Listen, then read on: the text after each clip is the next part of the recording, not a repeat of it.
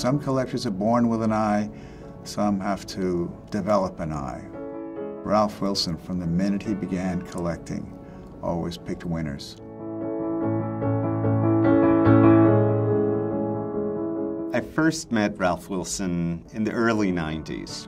I was standing up in front of the auction room. We were selling a gorgeous Impressionist painting by Monet, a view of Antibes in the south of France. I saw a hand shoot up above the heads of all the other people, and I saw Ralph C. Wilson Jr. I introduced myself, and he said he had just seen the picture, and he said he just liked it. Every time he bought an Impressionist painting, it was a very special painting. Special for its quality, special for its date.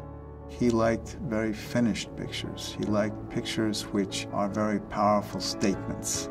In this group of 4 paintings, which Sotheby's is so proud to offer, you see Ralph's aesthetic at work. You see a man whose eye very few collectors have.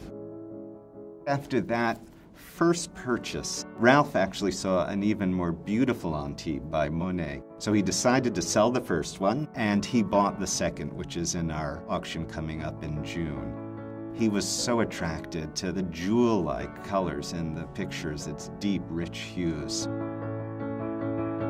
Ralph was really attracted to classic Impressionism, the paintings of the 1870s and 1880s. He really surprised me when he acquired the Manet, the woman with the parasol and her child in the gardens.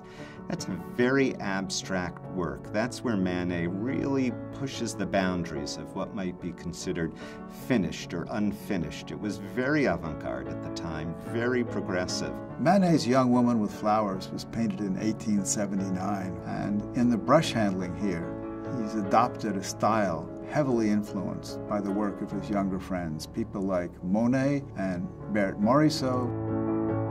Ralph called me up one day and asked me what I thought about a beautiful Monet, a view of the river along Argenteuil around 1875, and he sent me over to take a look at it, and I was entranced by this picture. It is ravishing. The sunlight dappling through the trees, that interplay of light and shadows across the path. This is a perfect example of the high or classic phase of the Impressionist movement. Alfred Sisley's Banks of the River Loing was painted in Moret, relatively late in the artist's career. The brushstroke, as in this case, gets a little bit broader. He changes the palette slightly, but this painting remains true to the principles of the high or classic Impressionist style of the 1870s.